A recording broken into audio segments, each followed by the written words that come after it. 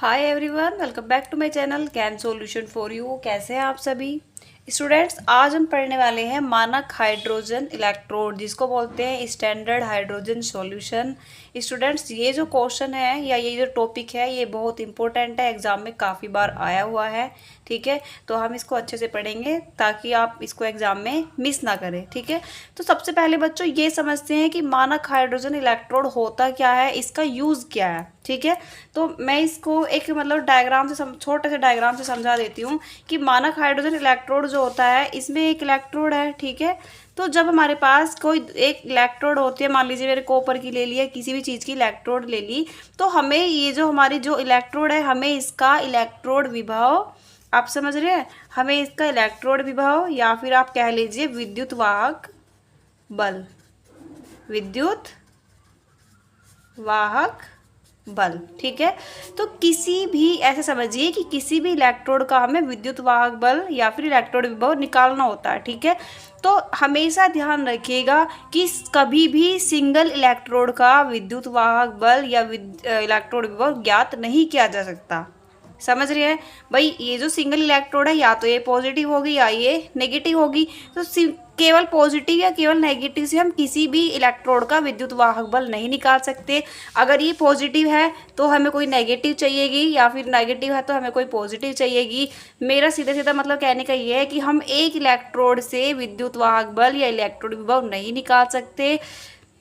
हमें इस इलेक्ट्रोड का या किसी भी इलेक्ट्रोड का इलेक्ट्रोड विभव निकालने के लिए दूसरे इलेक्ट्रोड की नीड होती है। ठीक है, आप सिंपल और इजी वे में आपको समझा देती हूँ कि मानक हाइड्रोजन इलेक्ट्रोड जो है, इसका जो यूज़ होता है, हम किसी दूसरे इलेक्ट्रोड का इलेक्ट्रोड विभव ज्ञात करने के लिए करते हैं। ठीक है, इसका यूज़ आपको समझ में आ गया कि इसका यूज़ जो करते हैं हम किसी दूसरे इलेक्ट्रोड का इलेक्ट्रोड विभव ज्ञात करने के लिए करते हैं।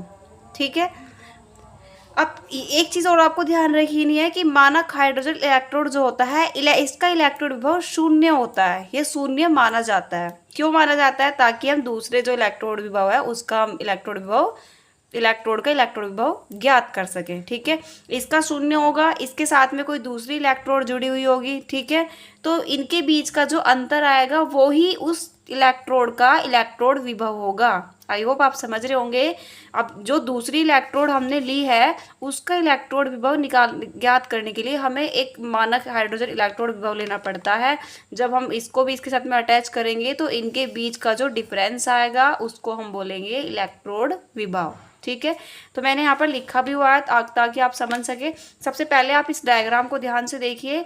इस डायग्राम से आपको इजीली समझ में आ जाएगी कि मानक हाइड्रोजन इलेक्ट्रोड विभव की प्रोसेस क्या है, प्रयोग विधि। ठीक है, तो सबसे पहले देखिए, ये आपको दिखाई दे रही है, इसका नाम है,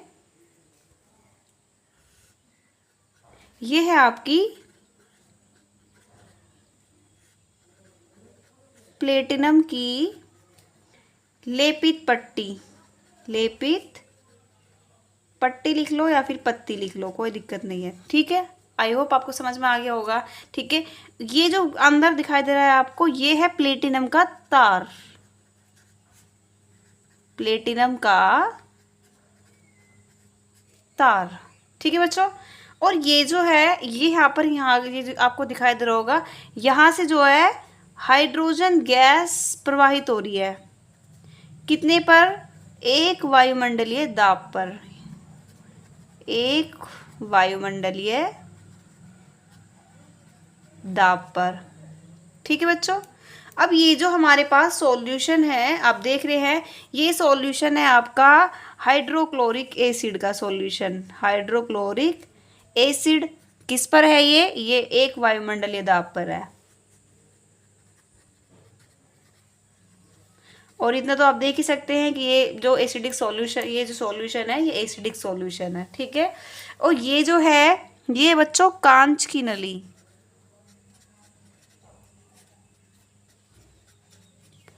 कांच की नली। ठीक है, अब ये प्लेटिनम का तार है। अब देखिए यहाँ पर ये प्लेटिनम का तार है, अंदर आपको दिखाई दे रहा हो, और फिर इसी प्लेटिनम के तार से यहाँ पर आपको एक प्लेटिनम की लेपित पट्टी दिखाई दे रही होगी। ठीक है, यहाँ पर आप देख सकते हैं। ठीक है, ये लेपित पट्टी है, और ये तो आपको पता ही है, ये जो पूरा आपको दिखाई दे रहा है ये आपका क्या है? विलयन। जिसको हम क्या बोलते हैं, सॉल्यूशन। ठीक है, और ये आपको डॉट डॉट दिखाई दे रहे हैं बच्चों, ये जो डॉट डॉट हैं ये होंगे आपके हाइड्रोजन गैस के बुलबुले।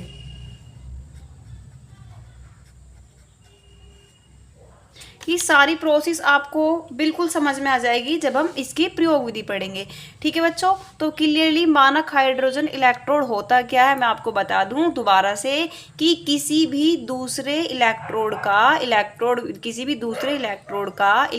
विभव ज्ञात करने के लिए हम मानक हाइड्रोजन इलेक्ट्रोड विभव का इसका यूज करते हैं। जब दूसरा इलेक्ट्रोड जुड़ा होगा, इसको इसके साथ में जोड़ेंगे, एक पॉजिटिव होगा एक नेगेटिव होगा, तो इनके बीच का जो डिफरेंस आएगा, क्योंकि इसका जो हम जीरो मानते हैं, सीधी सी बात है, अगर 4 आता है किसी का, इसका तो जीरो है, तो वो जो टोटल होगा वो किसका निकल कर आ जाएगा, जो हम दूसरा यहाँ पर इलेक्ट्रोड लेंगे। तो किसी भी इलेक्ट्रोड का इलेक्ट्रोड विभव ज्ञात करने के लिए हम मानक हाइड्रोजन इलेक्ट्रोड का यूज़ करते हैं। अब इसकी प्रयोग विधि कैसे है वो हम समझेंगे। देखिए यहाँ पर मैंने लिखी हुई है ताकि आपको ज़्यादा टाइम वेस्ट ना करना पड़े, क्योंकि इस विधि में विलयन जो है हमारा, ये इस विधि में विलयन में 1 मोलर सांद्रण का हाइड्रोक्लोरिक विलयन भरा होता है। अब देखिए ये हाइड्रोक्लोरिक विलयन भरा हुआ है, मैंने यहाँ पर लिखा हुआ है ये 1 मोलर सांद्रण का, यानी कि इसकी कंसंट्रेशन जो है वो कितनी है, 1 मोलर। ठीक है, इसके बाद जिसमें कांच की एक नली डूबी रहती है। अब देखिए ये कोई सॉल्यूशन है, इसमें देखिए ये दिखाई दे रही है आपकी कांच की नली, इसमें एक कांच की नली डूबी हुई है।